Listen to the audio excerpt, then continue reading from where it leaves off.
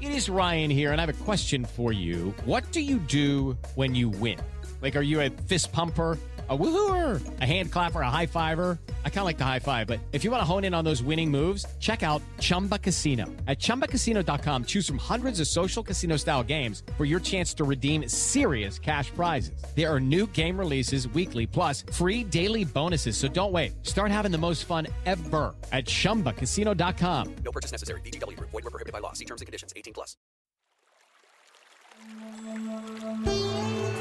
Hi everyone, I'm Deb Flashenberg. Welcome to Yoga, Birth, Babies, a podcast produced by Prenatal Yoga Center. We will be diving into everything prenatal yoga, birth, and baby related, hoping to inspire, educate, and empower you through your journey into motherhood. Thank you for listening. Hi, I'm Deb Flashenberg, and I am your host of Yoga Birth Babies. And today we have a community birth story. I absolutely love having members of our community come on and share about their experience. There are so many different ways to birth, and so many times when someone has one idea for their birth and it turns into a different way. And I think it is so important to hear all the different unfoldings of birth. So as you head into your birth, you have a variety that you can envision. You have been informed about all the possibilities from listening to these birth stories. So I'm so excited for you to hear Dia's story. So let me tell you about who our community member is. It is Dia Dearstyne. She is a professional dancer turned yoga teacher with a passion for alignment, focus, and creative sequencing. She received her 200-hour yoga teacher training through Yoga Vida and her 85-hour prenatal yoga certification through Prenatal Yoga Center studying with me. She's absolutely wonderful, and I really, really enjoyed this conversation. What you're going to hear from this is how Dia had envisioned her birth and how it turned out, how she used her yoga practice and her pranayama throughout her practice, and really how she was able to use concentration and breath to help her through some really difficult moments. She also shares a bit about stumbling through postpartum, as many of us, in fact, I'd venture to say all of us do. It can be bumpy, and I love that we talk about that so that we take away any idea that everything's always smooth sailing. Let's wipe that away and recognize that the transition into parenthood has its ups and downs, and Dia just so beautifully talks about that. Now, before we get to that, we're entering a new year. And I just want to say thanks again for being part of our community as we enter this new year. So thank you. We continue to add classes and workshops. We have more on-demand workshops starting here in January, so check that out. So we're always adding to the library. We have more classes, so check all that out in studio, online. And you can check everything out on our website, prenatalyogacenter.com. And while you're there, you can grab a free downloadable. This way, if you can't get into class, you've got something that you can just check in. It is called 5 Simple Solutions to the Most Common Pregnancy Pain. So check that out. And then last 2 things I want to touch base on. If you are someone that is deep into yoga, you're already a teacher, and you want to know how to support and serve your pregnant and postpartum students, check out our website. We have got tons of information about how to join our teacher training program. It's a pretty in-depth 85-hour, probably more hours than that, prenatal training. And coming up this spring, we have a postnatal training. The postnatal will be online, and the prenatal twice a year happens in person and twice a year happens online. So check that out. And then the last thing I just want to put out to you as a community, and I want to thank so many of you that have taken me up on this. If I haven't covered a topic or a guest you think would be perfect for me, let me know. You can fill out the application to be on the podcast, or if you have a topic I haven't covered, just reach straight to me at deb@prenatalyogacenter.com, because I want to hear from you, and I will do the best I can to find a wonderful expert to speak on the topic that you're interested in. All right, enough of me. We're going to take a super quick break. When we come back, please enjoy my conversation with Dia. America. We are endowed by our Creator with certain unalienable rights, life, liberty, and the pursuit of happiness. At Grand Canyon University, we believe in equal opportunity, and the American dream starts with purpose. To serve others in ways that promote human flourishing and create a ripple effect of transformation for generations to come. Find your purpose at Grand Canyon University. private, Christian, affordable. Visit gcu.edu. Hi, Dia. How are you? I'm doing pretty well today. How are you? I'm great. I'm really excited to talk to you. You know, I love birth stories, but I especially love birth stories of people that I've gotten to know. And I haven't really heard too much of yours, but it definitely sounds like there are some twists and turns that I'm excited to hear a bit about. So thanks for coming on. Thanks for having me. I was really honored when you invited me to share my story. So I'm happy to be here. Thanks. So I got to know you a little bit during the training, but why don't you just share a little bit about yourself and also how you got into yoga? Yeah. So I guess maybe I'll start with how I got into yoga. I have a dance background. I'm a modern dancer, and I was, like hustling around the city as we tend to do. And I don't know, feeling a little burnt out with movement and, identity crisis after identity crisis. And one of my best friends was taking a lot of yoga, and she invited me along, and I was a little hesitant at first. I had taken a class many years before, a Bikram class, and it just really brought up a lot of stuff. And I ended up sitting on the floor and crying for an hour after class. And I was like, I don't know if I have time for that kind of thing right now. But I ended up going with her. It was just an open vinyasa class, and it was amazing. And it completely, I mean, it's a little dramatic, but I feel like it did completely sort of change my life in this huge way. I started going all the time, and I loved having this opportunity to just move in a room full of bodies, all taking the same breath at the same time. And I felt really empowered, but also loved being sort of lost in the sea of the bodies. And it was just really amazing. And then suddenly my dancing got better, and, my relationships were more exciting. And I just really, and that was 2014, I think. And after that, I was really feeling this call to be a yoga teacher. I never wanted to teach dance. It just didn't feel like the right fit, but something about this love and this awakening I was having from this yoga experience, I really wanted to be part of it in a deeper way. But it was 6 years later when I finally did a teacher training, because of course they're expensive and you have to find the time, and a lot of those things didn't line up. But in 2020, I finally did a teacher training, and I haven't looked back since. I've had the opportunity to teach so much since then, and just I love it. I didn't realize that you had been relatively new to teaching when you did our training, because you came in really, it seemed like a very seasoned teacher. You really knew how to take the seat of the teacher. I guess also that part of that probably comes from the dance background, that you have body awareness and you know how to hold the space and how to see bodies. But I'm kind of floored by that. I guess I'm sure it was on your application. I guess I just missed that. Wow. I really appreciate you saying that. At the most, it just really confirms the way that I feel, which is that I was meant to be doing it. Yeah. And of course, my body awareness, coming from the dance background, I think has really helped me a ton. Having confidence, at least, to be I know what alignment is you know, and having that understanding, especially, with the asana portion of yoga, and especially teaching prenatal yoga, it really, it's a little bit of confidence that you have walking in that maybe somebody who doesn't have that background doesn't have.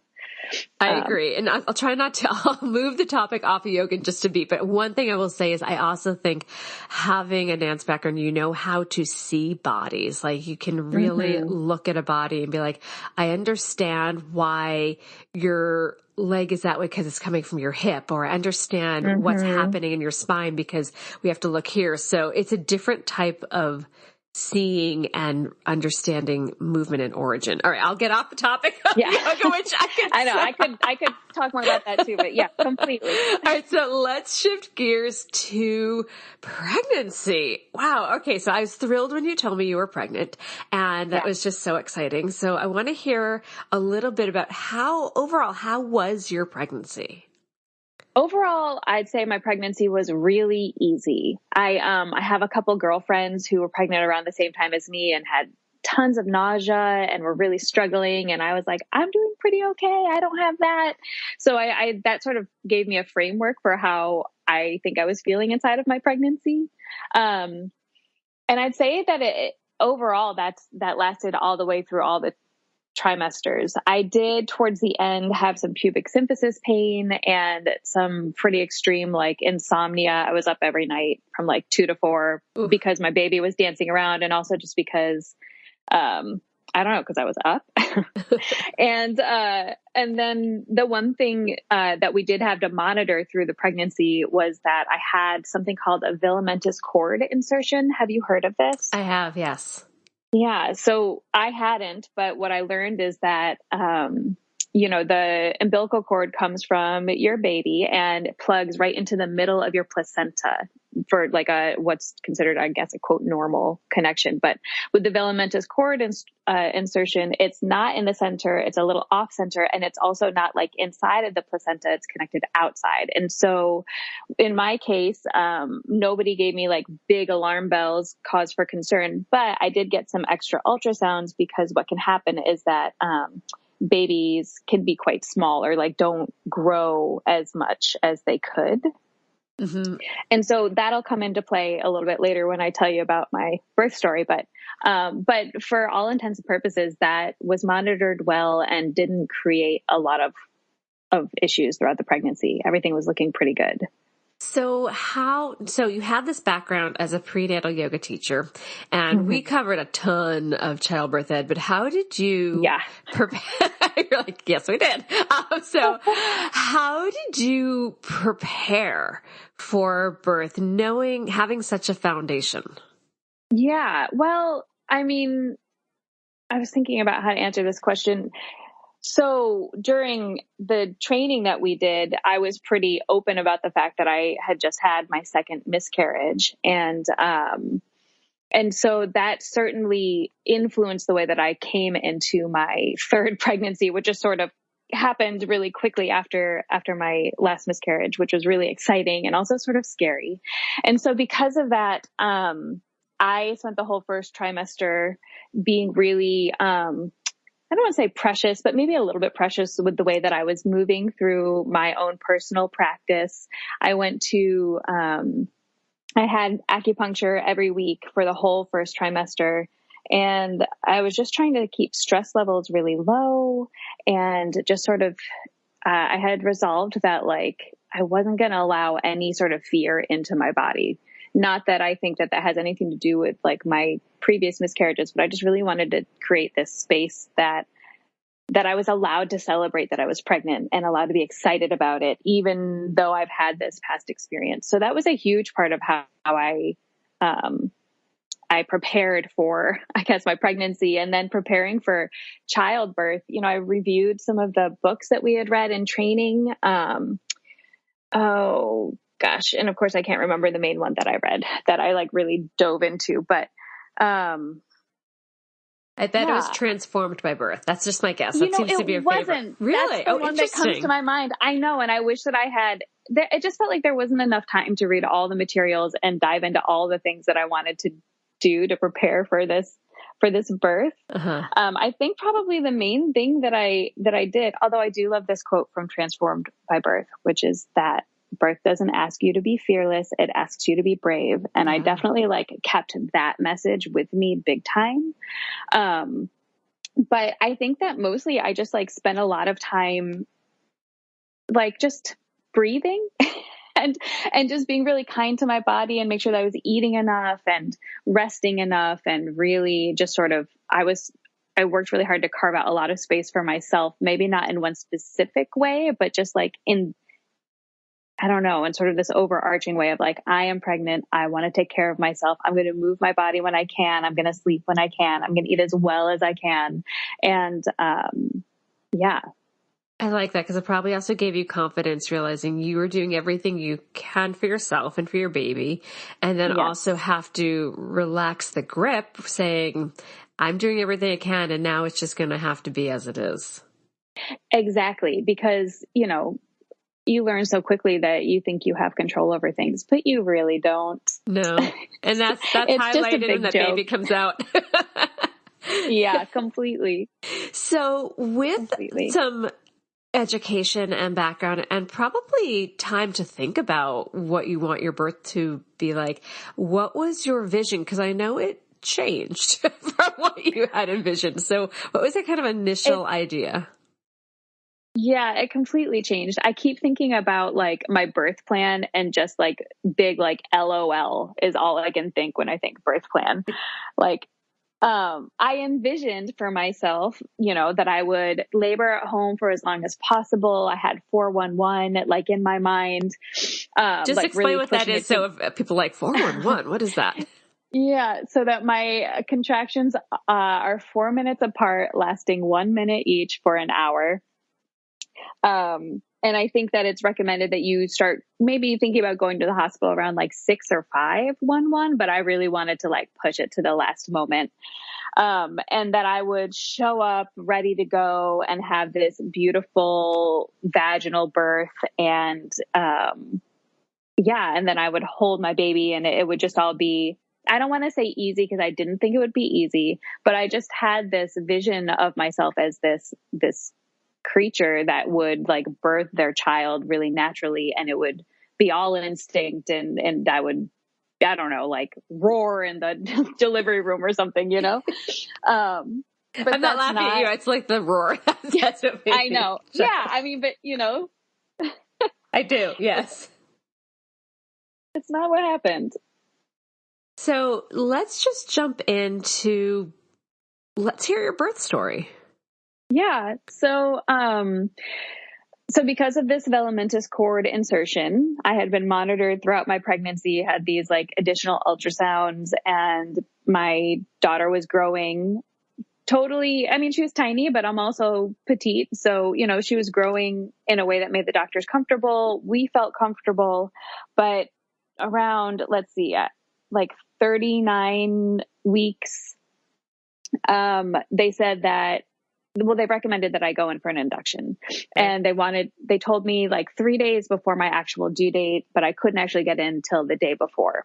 And by that point, it's like first thing on the birth plan doesn't check out, and that's okay, because I did prepare myself that like, it's very likely that all the things that I have planned would not go to plan. And also at that point, I was sort of excited to like meet this baby. And so I was like, all right, well, if she's not growing the way that they want her to towards the very end, which I guess is when this can show up, and I really trust my medical team, and they're saying that I should go in for an induction, then like, that's what we're going to do. Let's go. Like, let's party. We're ready, So, we got into, triage, let's see, Thursday night around 7 p.m. The hospital was really busy, apparently, and we couldn't actually get into a room. So we spent the night in triage, and my husband and I were, sharing this tiny little bed, and my parents were in town. And also we were in the process of moving from the Hudson Valley back to Brooklyn, which I do not recommend doing, but we were in the middle of all this chaos.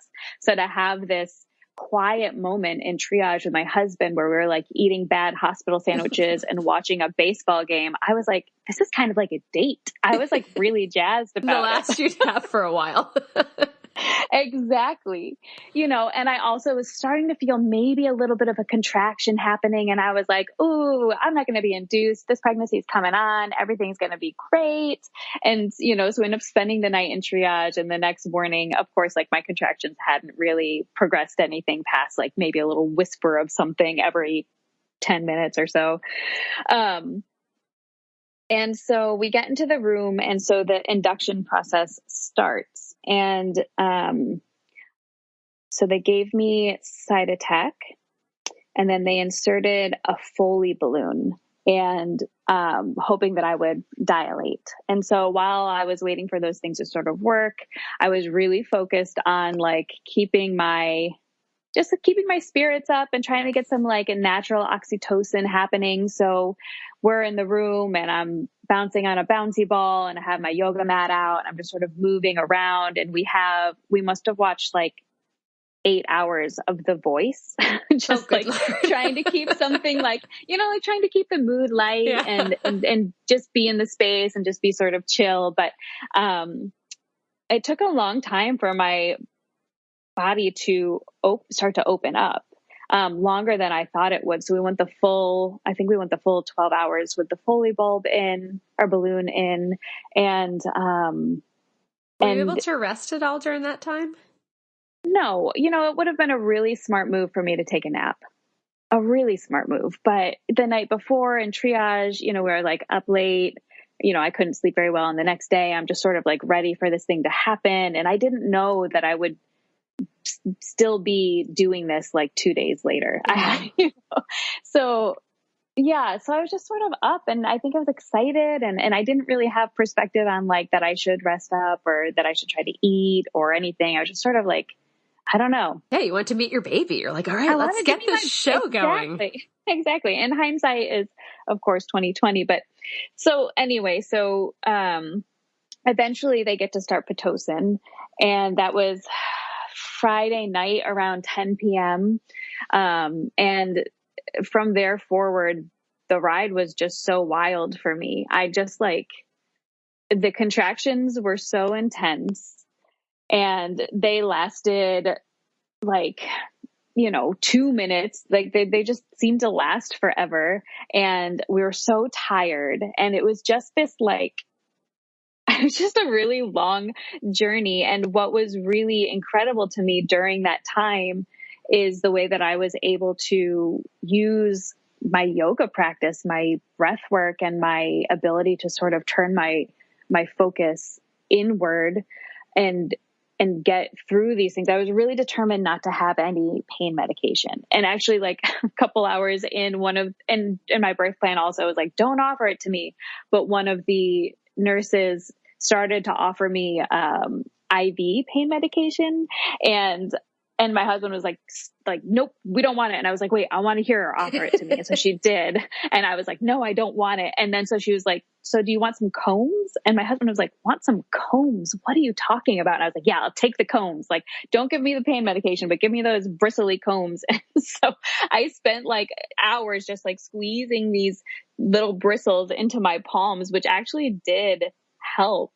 But it was just such a funny, well, do you want this thing that is guaranteed to make the pain go away? Or do you want this other thing that's kind of comical? And I was like, take the comedy. Thank you. Can I say that I absolutely love that the nurse even understood the whole gate theory and be like, okay, here's some combs. While it's funny, it's absolutely funny. It's also kind of, in my mind, remarkable that someone was attuned to okay, I'm not going to help you this way, but I do have something else that could help you. So I just find that hilarious. That's true. And I hadn't thought about that. I just that's a really good point. And the fact that this, it worked. Really amazing. It did help distract me a little bit and take some of the focus away from these intense contractions. Yeah. But we're going to take a quick break. When we come back, let's just pick up where we left off. Combs in hand, working it through. All right. We'll be right back. Lucky Land Casino, asking people, what's the weirdest place you've gotten lucky? Lucky? In line at the deli, I guess? Aha, in my dentist's office. More than once, actually. Do I have to say? Yes, you do. In the car before my kids' PTA meeting. Really? Yes. Excuse me, what's the weirdest place you've gotten lucky? I never win and tell. Well, there you have it. You can get lucky anywhere, playing at LuckyLandSlots.com. Play for free right now. Are you feeling lucky? No purchase necessary. Void where prohibited by law. 18+. Terms and conditions apply. See website for details.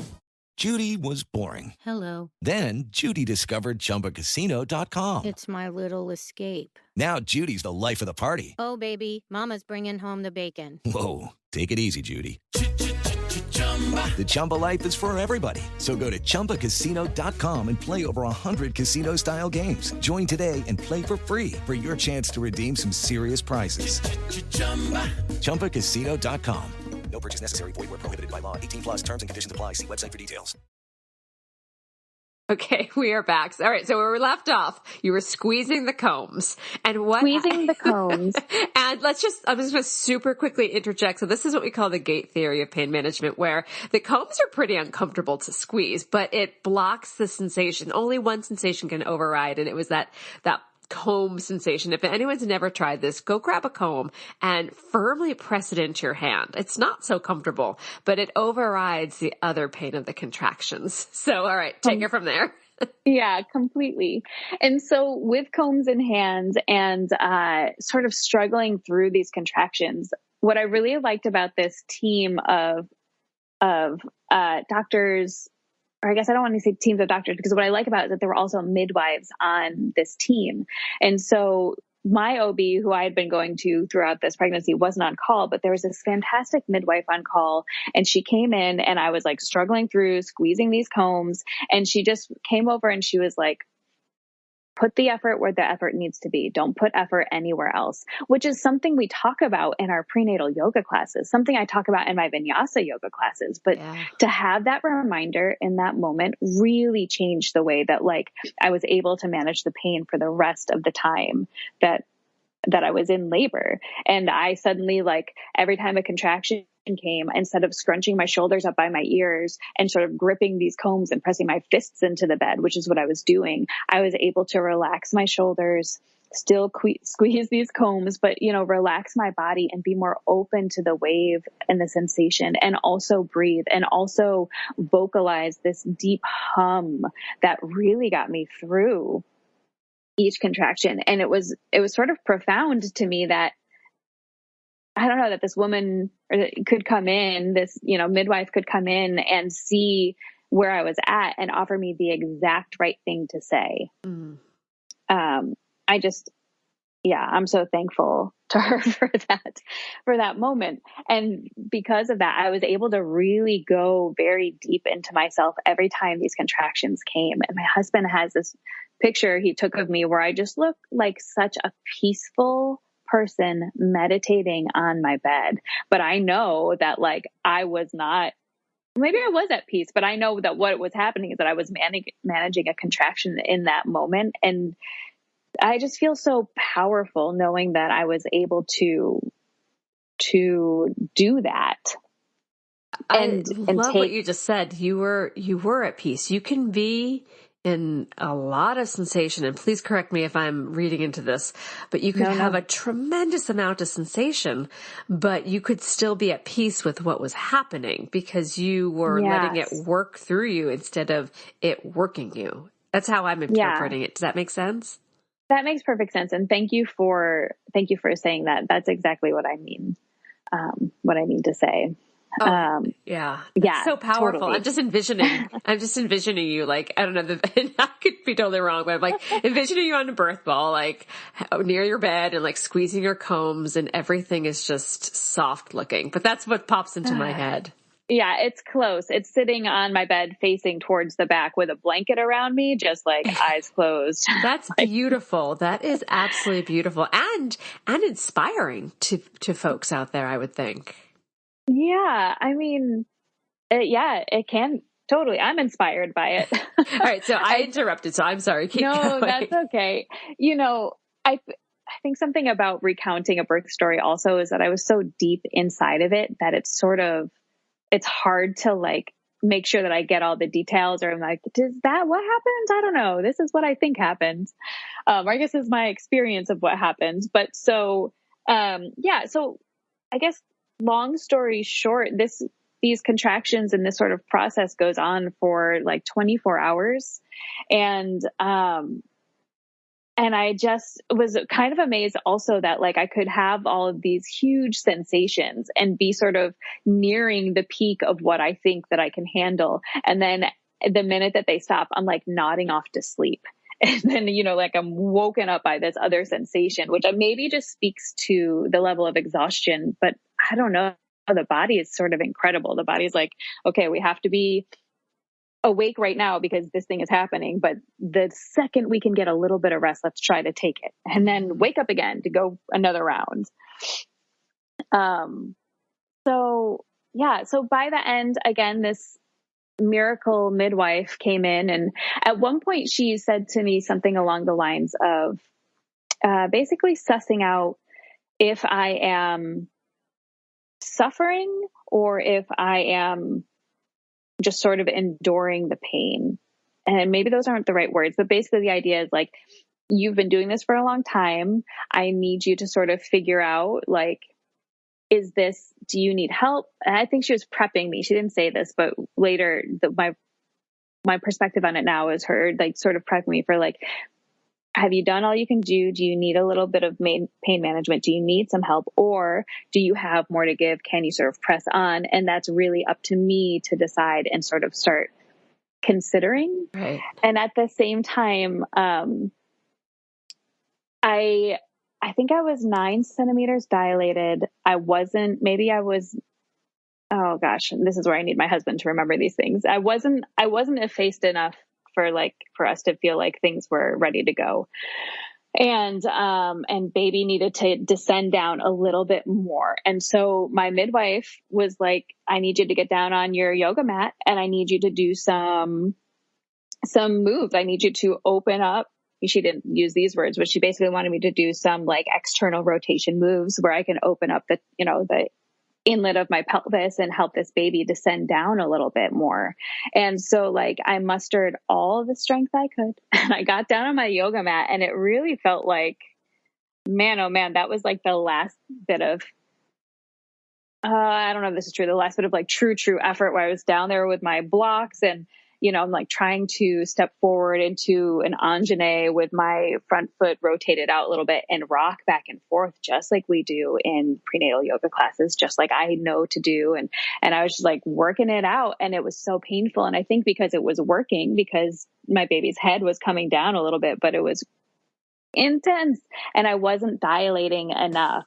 And so eventually at like the 24-hour mark, she was like, again, this midwife, talking to me a little bit. And I was like, I would like an epidural. And she was like, okay, great. And so by that time, I was so thankful for this pain medication. Just like, I really felt like I had given it my all and I was exhausted. And the thought of doing this for another 12 hours, waiting for this baby to like be ready or like to descend down. I just like, I don't know. I felt at peace with needing a break and needing help. And so I had an epidural and it was fantastic. And then I was chatty immediately after, just like so thankful for this break. But so, then I got to rest, I got to sleep. And so let me think. So the epidural happened, and then they broke my waters.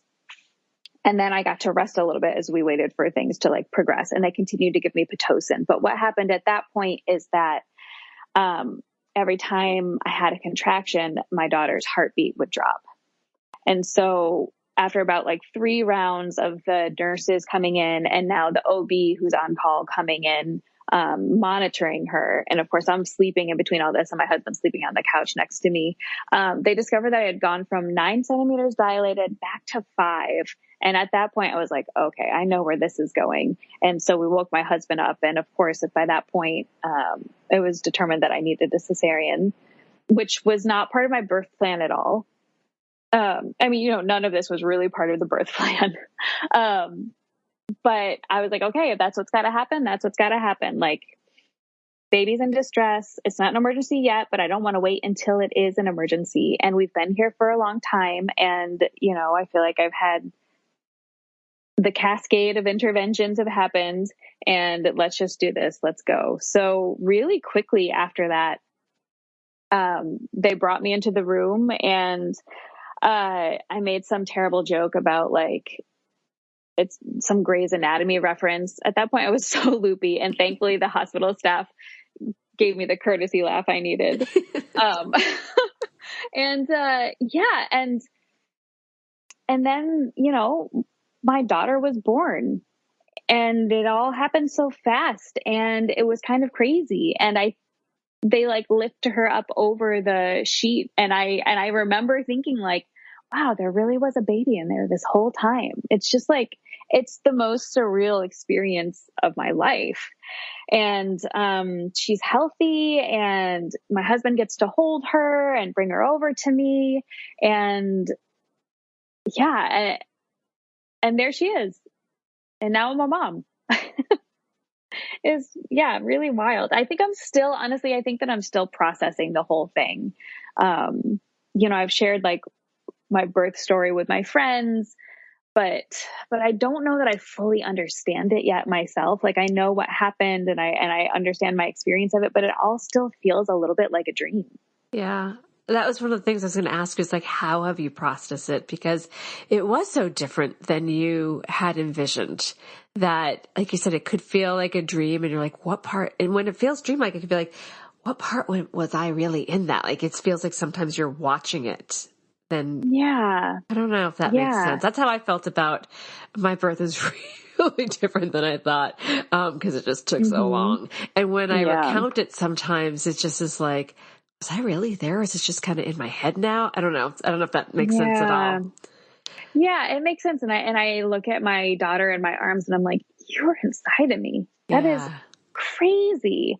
And processing the whole thing. I mean, what I can say is that I hate to admit that I do have a little bit of mourning over the fact that my body wasn't able to go into labor on its own, and a little bit of mourning over the fact that I didn't get to experience what it's like to push my baby out of my body on my own. And I think that those are things that I'm still sort of processing and just starting to say out loud. I think that's real and that's important. I'm so glad you said that because I think what happens, and again, correct me if I'm wrong, but so many times people are like, oh, well, you have this healthy baby. That's all that matters. But if you had an idea and it didn't happen that way, there is a loss. There is a mourning of, I really craved this experience. And while of course you're thankful, and again, please, I don't want to put words in your mouth, but it's easy to be thankful for this amazing baby you have and thankfully we have such things as cesareans. It doesn't take away that it wasn't necessarily how you wanted it. You could have both. You could be grateful for the health of yourself and your baby and the opportunity for a C-section. And you could still be a little bit like, why didn't it work this way? At least that's how I'm interpreting it. So again, please, I don't want to put words in your mouth. No, yeah, completely. And I think that goes back to my vision of like this animalistic, totally natural thing that I thought would happen. And what actually happened was that I needed a lot of help, and thank God I had such a good team. Yeah. And a piece that I keep forgetting is that while they were in there taking my daughter out, one of the doctors said that my sacrum was protruding, I guess was a little concave into the birth canal essentially. And so she never would have been able to descend anyway. So that was the piece that was sort of holding it back. And I don't know why I keep forgetting that as part of the story. But just like maybe it was always going to be a cesarean section and I didn't know because of my anatomy. Like, no, even my best effort, which actually, let me take that back. I gave it my best effort, but despite my best effort, maybe that was always the story. And that does create a little bit of peace within me when I remember that. Oh, that's so interesting. I know. And now I want to go to a chiropractor to be like, tell me about the sacrum. You know a lot about the sacrum, my friend. Well, right. But mine specifically. Yeah. Like, let me see this thing. Yeah. I did a podcast with a ballerina, Megan Fairchild, and she had a really similar response. Is like when she had a cesarean for her first, she's like, why didn't my body work how I wanted it to? I am a master of my body. She's a professional ballerina and you're a dancer too. It's like you have control of your body, and it could feel that much more overwhelming where you're like, this is my instrument. I know this body. I know how to work this body. And it didn't quite work how you'd wanted it to. I'm going to send you that link to that podcast because I bet you could relate to that. I would love to hear that. Yeah. Yeah. Thankfully I'm really kind to my body in that way. Like, I don't feel that my body has failed me in any way. And I didn't feel that in the moment either. Yes. Yeah. Thankfully. I know that that's a whole other journey that can be really torturous. Oh man, what was I going to say? I totally lost track of what I was going to say. That's okay. These things happen. Yeah. So you talked a little bit about using your pranayama and your yoga practice during labor. How is that come into play? Either if you want to talk more about it during labor, but also now that you're in the postpartum period, which can have its bumps. And I'd love to hear about your experience in postpartum as well. But I'm just kind of throwing it all at you. Where do you want to pick that up? Yeah. Yeah, actually, it just came back to me. What I wanted to say is that every time I think I have an idea, and this is universal, it's not just in my birth, but like I have an idea of how I think something's going to go, or I'm like, I'm so intuitive, I've got this all covered. It often, let's say 50% of the time, it goes in the complete opposite direction. And I try to take that just as like, it's a little bit of a humbling and a humility piece that I must have needed, or that I'll welcome in to help me like continue to grow and continue to learn and never feel like, I know everything all the time. And so that applies to this question also, because I was not prepared for postpartum. I don't know what I thought would happen, but I had this beautiful baby in my arms, and I guess I just didn't do the research then, but like, I didn't know what cluster feeding was. Like, I was like, definitely going to breastfeed, but all the women in my family have such an easy time. Chest feeding, or, you know, feeding their baby from their bodies.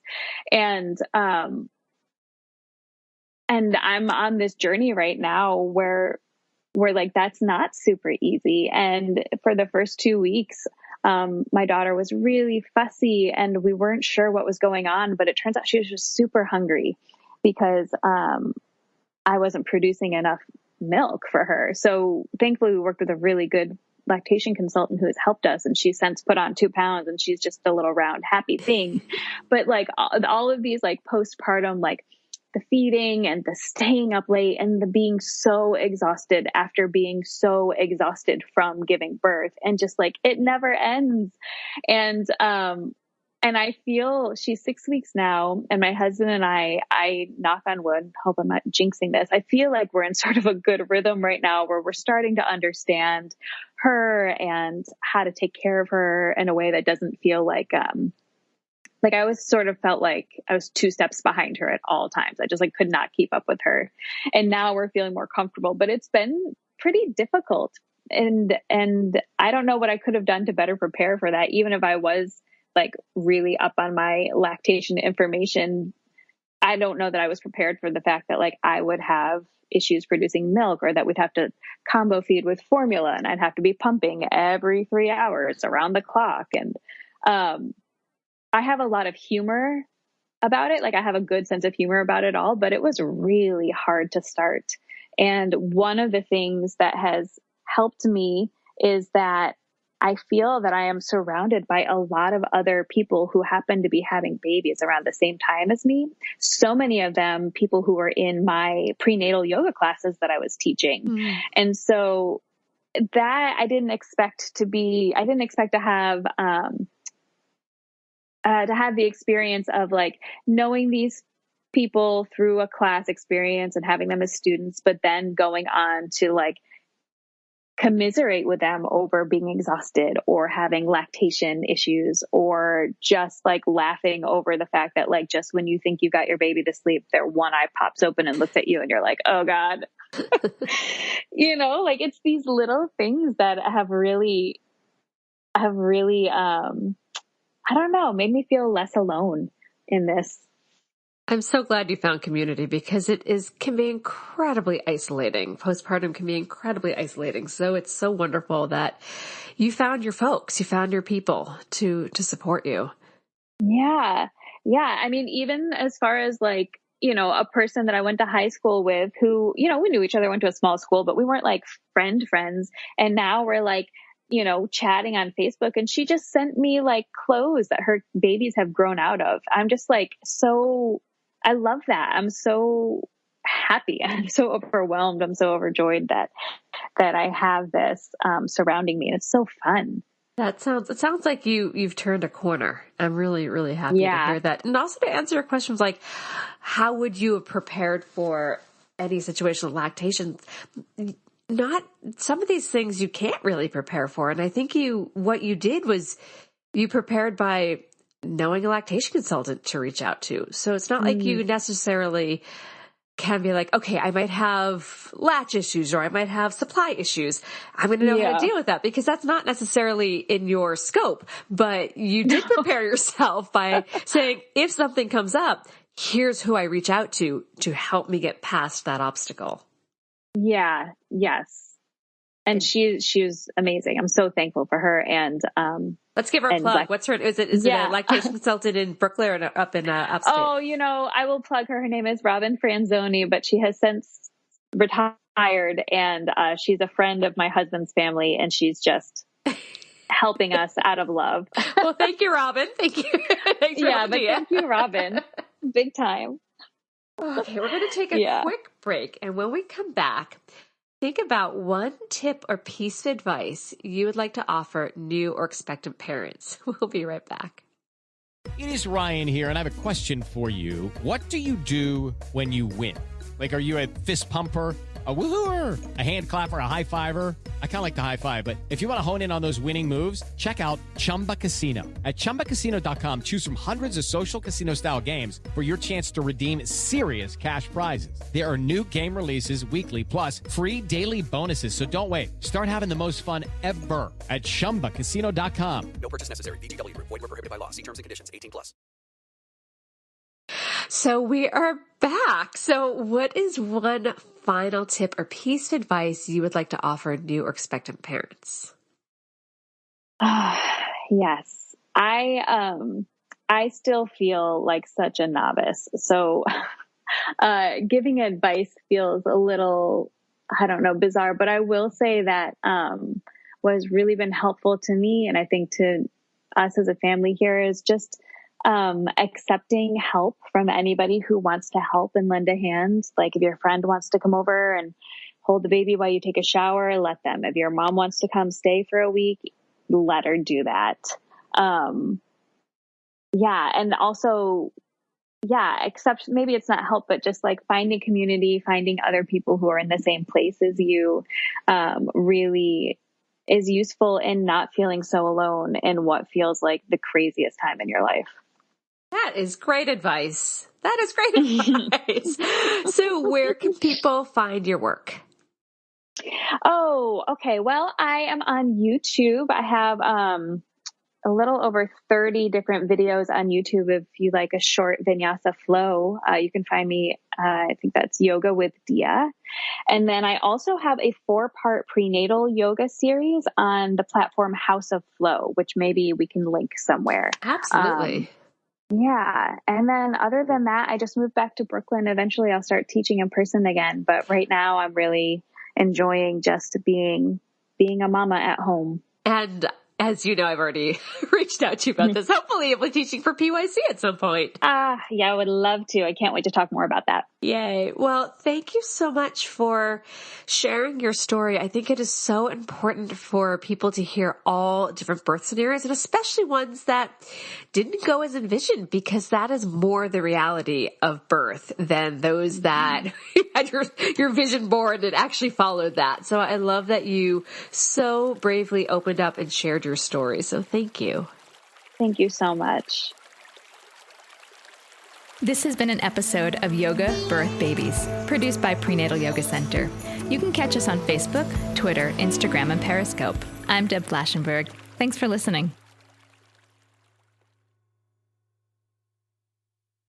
At Grand Canyon University, we believe in equal opportunity, and the American dream starts with purpose. Whether your pursuit involves a bachelor's, master's, or doctoral degree, GCU's learning environments are designed for supportive networking and collaboration. With over 330 academic programs, GCU provides a path to help you fulfill your dreams. The pursuit to serve others is yours. Find your purpose at GCU. Private, Christian, affordable. Visit gcu.edu.